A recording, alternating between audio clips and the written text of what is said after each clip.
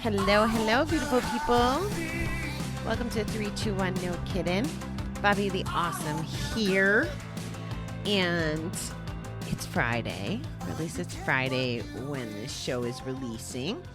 And we're going to start a new series. I really enjoyed doing Recovery Dharma with you. And I think that I could have done a better job this last year and a half or whatever amount of time we've been together addressing couples things. We haven't dived deep into this. We've had Wendy as a guest, for example, who's married to a gambler. We've had family members that have been involved in addiction, but there's actually a 12-step program for couples called Recovering Couples Anonymous. And I bought the book, and we're going to go through it like we did with Recovery Dharma because, well, hey, it doesn't hurt to learn, for starters. And I think that this is important because so many people are part of a couple. It can't hurt to get educated. So today we're going to go over a little bit of the history and how to identify if this is something that you may want to tune in more for, try to get a better understanding of, whatever the case may be. So I'm going to go through just a little of the history. And again, I'm reading out of the Recovering Couples Anonymous book, and it's the 4th edition. And just to put it out there, they call themselves RCA, Recovering Couples Anonymous, and they've obtained permission to use the 12 steps, the 12 traditions, and the preamble from Alcoholics Anonymous in 2005 to put it in this edition. So that's where some of this is going to come from, which will be good for me too, because honestly, I've never really gotten into the AA literature. So I imagine that I'm going to learn some things as we go. So who they are, they're couples committed to restoring healthy communication, caring, and greater intimacy to their coupleships. They suffer from many problems, some identified and some not, some treated and some not. They also come from different levels of brokenness. Many of us have been separated or near divorce. Some are in new coupleships and seek to build intimacy together. Those are the kinds of folks that are in this program. As I went through this, I kind of highlighted the things I wanted to chat with you about today. I don't want to get into like reading verbatim. I don't know that serves us. You might as well go get the book if we're going to do that, right? I want this to be kind of a conversation. But there are a couple examples that I am going to read. And it starts off with identifying. It says, these are quotes from Recovering Couples. And if you identify with one or more of them, that Recovering Couple Anonymous may offer hope and help for you. So I imagine, and I'll have to Google and do a little bit of more legwork, but I imagine it's probably pretty easy to find an RCA meeting in this climate of Zoom. I'd imagine that it's probably pretty accessible. But here are some things that the couples involved in this program are saying. And again, if you're relating to it, this might be the sessions for you. So here goes. We believed that we had to agree on everything. We believed that we had to enjoy the same things and have the same interests. Being together and unhappy was safer than being alone. Oh, here we go. My normal life, right? Somebody actually almost said that verbatim to me this week. It looks like they may be going through a separation. And I was like, well, it was easier to stay together, wasn't it? And he's like, yeah. We felt it was safer to get upset about little issues than to express our true feelings about larger ones. It was easier to blame our partners than it is to accept our own responsibility. We've talked about this in the context of character defects, right? If we're in a Gamblers Anonymous meeting or group or whatever the setting is, sometimes, and I guess this could be with our family and friends, we find other people's flaws so we don't have to address ours. And it makes perfect sense that our partners would be one of those people closest to us that we do this to all the time.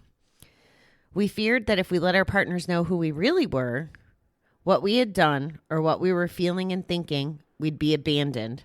We either avoided our problems or felt we were individually responsible for solving the problems we had as a couple. It was easier to hide, medicate our feelings through compulsive behavior than it was to express them. Whew. Isn't that the crux of addiction? We gamble, we drink, we do the thing, shop, overthink, whatever the things are, generally to escape. And it would make sense that in that escape, we'd be abandoning our partners.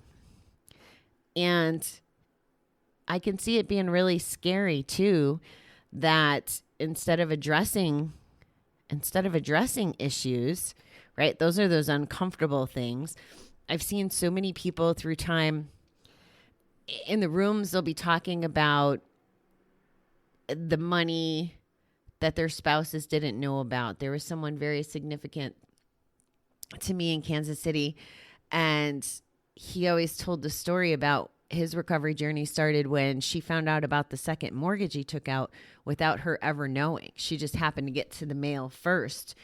And even then, I'm pretty sure his story went something like, well, she found out about that, but it still took a while before I told her about all the credit cards that I had opened, in somebody else's name or that she didn't know about.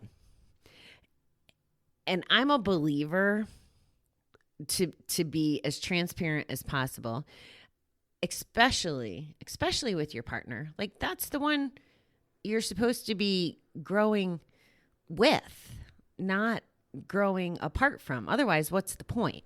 It goes back to one of the conversations we had, I think, earlier this week about being passionate about what you're in.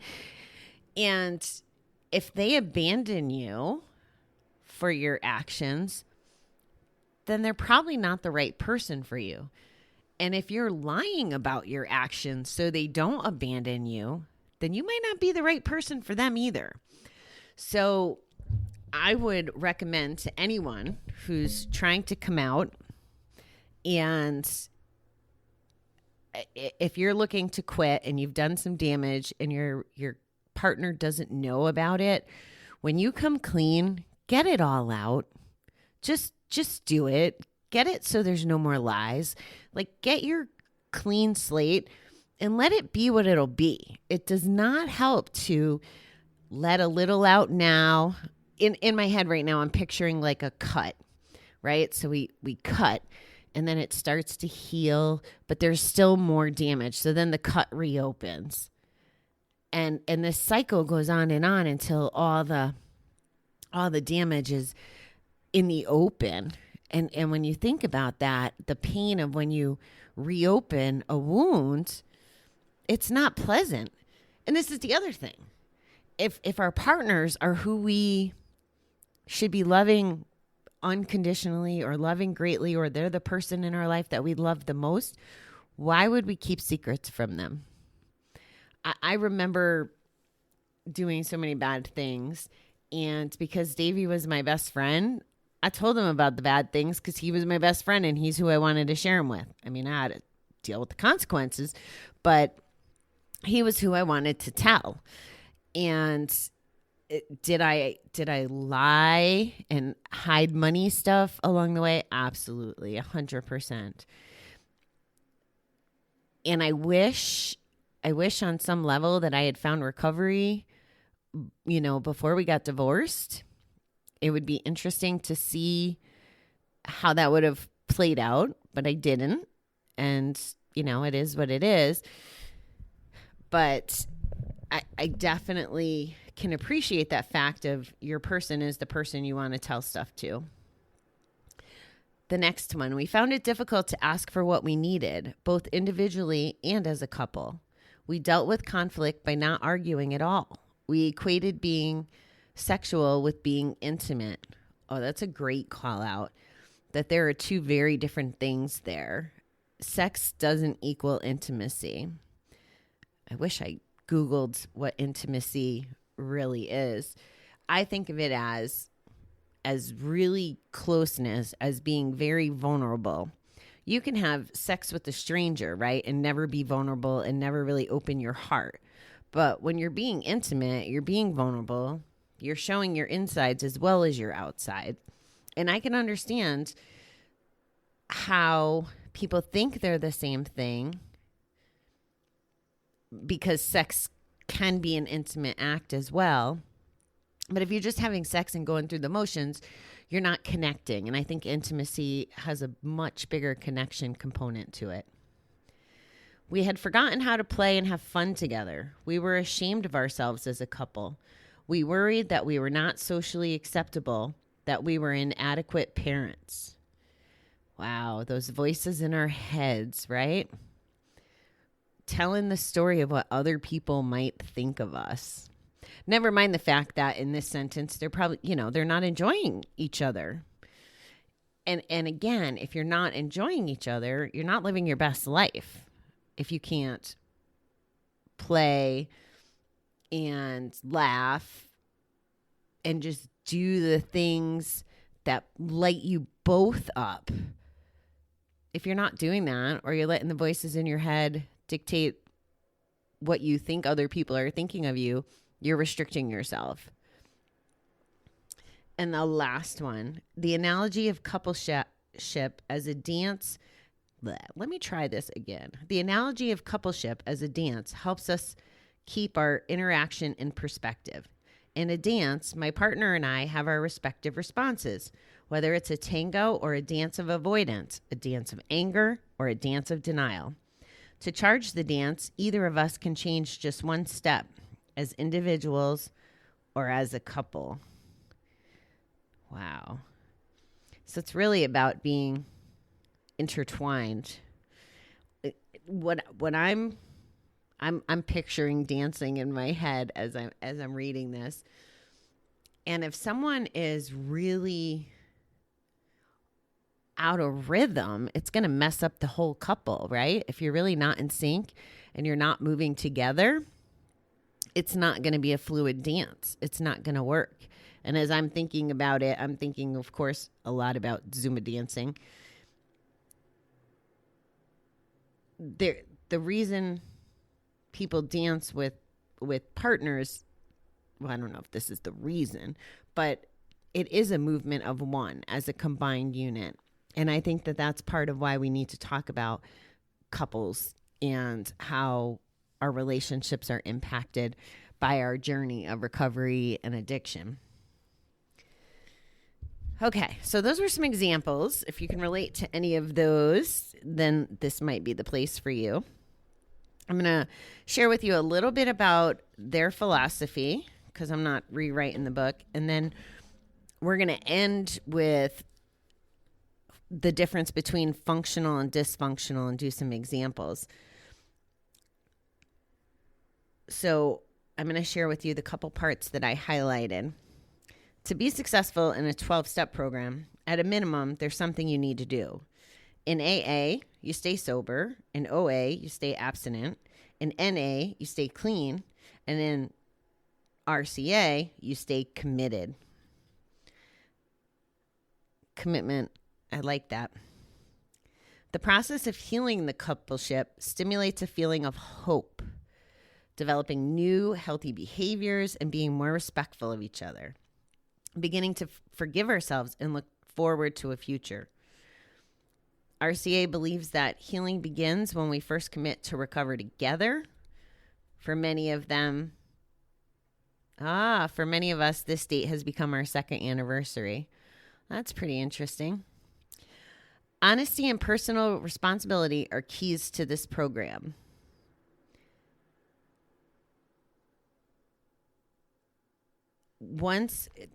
I'm trying to do the short version for you here. Sorry.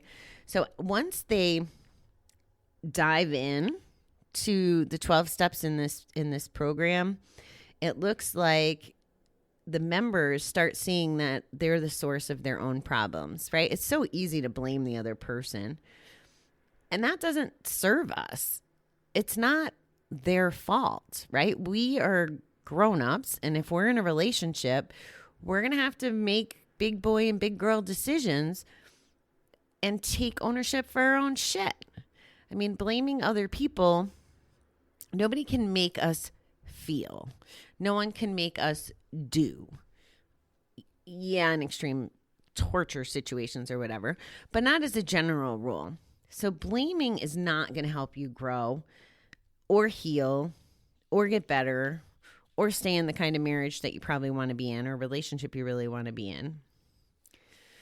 In this program, they teach people to face their problems as a couple, learning to express their true feelings, learning to fight fairly. What I'm trying to say is Fairly, not Fearly. Some of them are writing fair fighting contracts to help express conflict respectfully. And I guess there's some of those in the back of the book. As they grow using the steps, tools, and traditions in the coupleships, they learn to play and have fun together and be proud of themselves as couples. So again, if that's something that you want, if that's on your radar, if you want to be a good couple, if you want to be a good partner, I suggest you stick around for this. They think of lives in coupleships as a three-legged stool: commitment, communication, and caring. And that all the legs are important to get to the serenity, stability, and intimacy that they seek as couples. There may have been physical, sexual, spiritual, or emotional abuse, abandonment, or neglect in the past, which leads to the couples bringing baggage to their relationship. That's a lot to process. It's a lot to process for anybody. Never mind if we've been numbing it and doing the thing and not taking care of ourselves. How could we possibly take care of another person?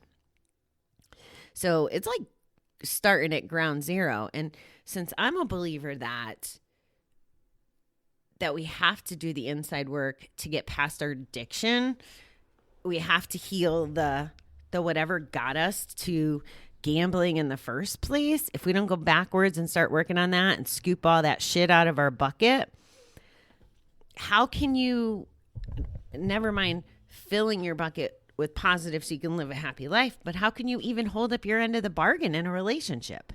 How is that even fair? What are you doing? Yeah. Without help, anger, hurt, and mistrust are too great for these couples. At the meetings, they learn how the program works, how to practice the 12 steps as a couple, and how to replace old unhealthy behavior patterns with healthy ways of relating. The steps teach us how to look at the baggage and how to reverse the process of blame. Those are some pretty powerful things. It's funny because I've been to meetings where I think of them as like a power recovery couple. They're so freaking cute. They show up together, and I think they've actually done this. I think that's why I bought this book, actually. They shared some of the prayers in the book, some of the information in this book. So I thought it pertinent. But to be that vulnerable and honest, not only in front of your partner, but in front of a group with your partner, it's pushing through that uncomfortableness that helps you get to the other side, where you can find the joy and the peace and the inside happiness. So it goes back to doing the work, right? Okay, so here are some examples, and there's quite a few, so bear with me. So these are characteristics of functional and dysfunctional couples. So we're going to go through the examples of what dysfunctional means and functional means. So the first one, dysfunctional. Being together and unhappy is safer than being alone. Functional. Being alone is comfortable, but working together can bring greater joy and happiness. They work together because they want to. Dysfunctional. It is safer to be with the other people than it is to be alone and intimate with our partners. It's safer to be with other people than it is to be alone and intimate with the partner. Functional. Being alone and intimate with our partners is becoming safe because we are learning to be open and honest. Dysfunctional example number 3. If we really let our partners know what we have done or what we are feeling and thinking, who we really are, we will be abandoned. Functional. When we let our partners know that what we have done and what we've been thinking, who we are, surprisingly, it's generally met with acceptance and actually increases our intimacy. Tell them the truth. I'm telling you, there's something to it. Dysfunctional. It's easier to hide or medicate our feelings through compulsive behaviors than it is to express them. Functional. Learning to express our feelings, no longer needing to hide or medicate them. You guys get that every time I'm emotional. You get my happy, you get my sad. I guess I'm in a relationship with you. Dysfunctional 5. Being enmeshed and totally dependent on each other is perceived as being in love. Functional. Being interdependent adds strength to our coupleship. We were talking about the word codependency last night in group, and I guess they're trying to get rid of the word because it doesn't really suit people and maybe puts them on the defensive or, ruins their mindset. This is interesting. The dysfunctional talking about what I perceive as codependent, the way it's written, versus being interdependent, adding strength. So it's nice that you can count on someone, but you don't have to survive. That's the way I take that. Dysfunctional 6. We find it difficult to ask for what we need, both individually and as couples. Functional. We are learning that it is acceptable to ask for what we need, both individually and as couples. Have you ever thought that your partner could read your mind? I feel like I've done this in a lot of relationships. I might need something or want something, but I never told them. So how would they know? So asking for help definitely makes sense. And I can see it contributing to the growth both individually and as couples. Because, again, if you're with the right person who wants to work on this and get through it and be a strong couple, they're going to want to help you. This is your person. Of course they're going to want to help you. Dysfunctional. Being sexual is equal to being intimate. Functional. Being lovingly sexual can enhance our coupleships, but there are many additional ways of being intimate. We talked a little about that earlier. I'm trying to think of some examples of being intimate without sex. And the first one that popped in my head was meditation. Like if you sat there and meditated, or if you looked in each other's eyes, or you had a very deep conversation about fears or the past. Those are the things that are showing up for me when it comes to intimacy. Dysfunctional. We either avoid our problems or we feel we are individually responsible for solving the problems we have as couples. Functional. We're learning to face our own problems, but not to feel individually responsible for solving all the problems we have as couples. It's normal for couples to have problems that they are not immediately resolvable. I like that the functional version is you can't carry the load by yourself, and recognizing that things aren't going to get fixed overnight. That's functional. That's what this is saying. And it's so true. I think that this carries over in almost every aspect, just like the addiction. For me, I gambled for 30 years. So does it get fixed in 30 days? Nope. You can't undo it that way. So it's good to know that the problems can be shared as a couple and worked through as a couple, and that they're not going to necessarily get fixed overnight. And it's okay to have some patience with that. I haven't read the whole book yet, but I'm guessing that they allow some grace in here.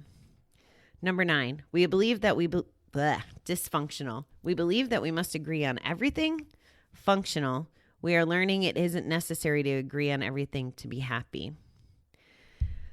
Oh, again, group last night. And it's funny because I went to group on Monday and Wednesday. And on Monday, the topic was spirituality. And I said my piece and, landed at the universe and that my faith is in the universe and it, gives me peace. And I understand that I can't control everything and there's something bigger. And somebody in the group was like, it's really funny because I agree with everything you said, Bobby, but I call mine God. And, is very passionate about it being God. But then when we closed, when we do the serenity prayer, I usually won't say God. I'll say universe if they ask me to kick it off, or I'll just wait until they say God, and then I'll just start talking, with the grant me the serenity. So here we are like agreeing but disagreeing, and he kicked off the serenity prayer with universe, which I took as a real nice token of, like it's okay. We can disagree, but we can still coexist in a lighthearted, loving way. And then last night I kicked us off and I said God and addressed it for him. So, it's okay. We don't have to agree on everything.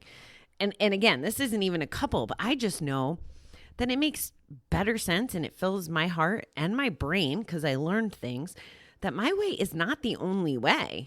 And if I'm never going to believe exactly what someone else believes, that's okay. Having beliefs and values don't necessarily have to do with our ability to love someone and to love someone unconditionally. Like that's the point, right? To get to that point of love and support without necessarily having to agree on everything. Now, I will say, I've seen couples on both sides of the political spectrum in the last 8 years. That is not always good. That could be challenging if they can't figure out how to poetically agree to disagree.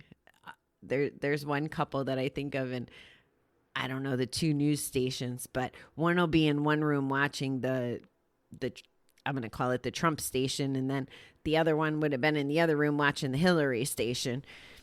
And I could see that causing a little bit of angst amongst a relationship, especially as volatile as it's been here in the States the last 8 years as far as those topics go. All right, moving on. I actually, there's quite a few more of these. I'm halfway through. You know what? I'm going to park it there. We'll kick off the next show on this. It's just so that I don't random your ear off. I'll leave a mark here on where I left off and give you an opportunity to think about some of this. Is this what you want to work on? Are you functional or dysfunctional? Are you still keeping secrets? What do you want? Is this your partner that you want to spend the rest of your life with? Or should you bail? And I imagine that there's going to be some of you out there that are like, well, I don't have any money. I gambled it all away. I can't do this without the other person. And I will tell you, you can make the move now or you can make the move later. And I don't think it's much different than that wound that keeps reopening, whether it's going to hurt yourself or the other person. I'm not sure it's the right choice just to stick around because it's easier.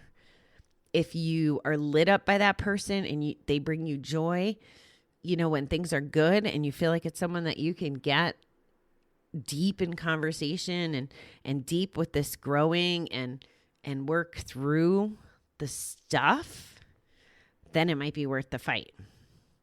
And I'll tell you as we go through this. So I mentioned Davey earlier, and that was me not being in recovery in a relationship.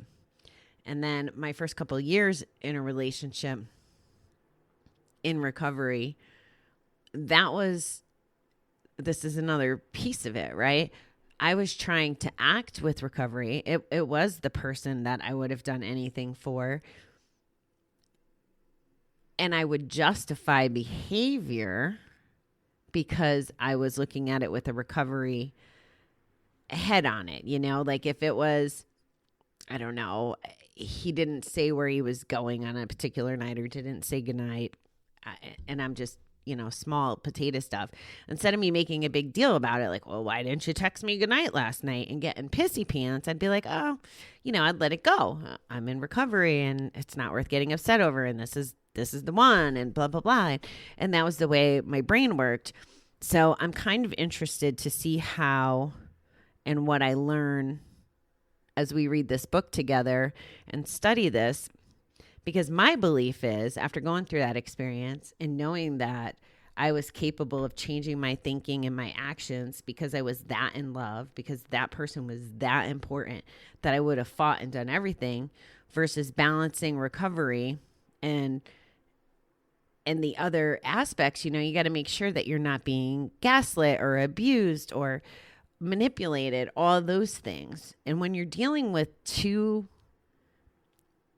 people that are dealing with addiction, it's going to be hard, right? Like it's two people with baggage. It's two people with things. And chances are there's probably a component of mental illness. I mean, statistically, I'm not making assumptions. It's just that seems to be there. There's going to be different sets of values. There's going to be different levels of secrets and guilt and shame. And that's what you have to decide is the person, if that person's not who lights you up and who you want to be with forever, maybe it's not even worth doing all that digging. Maybe it's just going to make you miserable if you do that digging with them. Maybe you cut your losses, so to speak, and do the work with yourself. I am 100% an advocate for not being in a relationship the first year in recovery. 100%. Even though I broke my own rule, I totally believe that and have always believed that. And now I actually believe it should probably be closer to 2 years. When I think about when you're working your recovery, the pace you can change and grow, it would be really hard to do that distracted. Like in the beginning of my recovery, I was, even in the relationship, we did a lot of recovery together. And that was helpful. And our conversations were, and I guess this is part of why it stung so bad, right? Like that was the most vulnerable I've ever been, having these heartfelt conversations, doing the digging, having a level of intimacy, 1,200 freaking miles apart, right? Talking about all the stuff that comes with gambling and not gambling and life and all of that, where all that stuff lands. You're going to have to make those decisions as we go along. And here's what I want you to know. First of all, you're worth it. I might tell you that often. It's because it's true. But you're worth protecting yourself and taking care of yourself. And the second thing is you're capable if you want to do the work. So that's the part you're going to have to decide without my help. I don't know if your person is the person or the right person. I don't know that. Only you are going to be able to answer that and know that and know what you want to fight for. Are you fighting for you? Are you fighting for your relationship? Are you in the relationship so you don't have to worry about whatever the compulsive behavior was? Right? Could your partner be your compulsive behavior? That's another question. I hope we dig into this stuff. Again, I haven't finished the book. But there's a lot of components about being in a relationship, in recovery, or with one person still using or doing the thing. I mean, there's a lot of different situations. So this is going to be great. So I look forward to doing this. So we'll do this for a few weeks till we finish it together. I do have a lot of interviews scheduled and lined up, but I think we'll work on this through April because it's an important topic that, like I said, I feel like I've kind of neglected you on it. And I don't know if it's just because as long as I've been podcasting, I've been not in a relationship, so it hasn't been a focus. So, yeah, let's make it a focus. Let's talk about it. Let's see if we can get through whatever growing and hurdles we have surrounding relationships and get a better understanding. Let's do that together. All right. I love you, beautiful people. Until next week.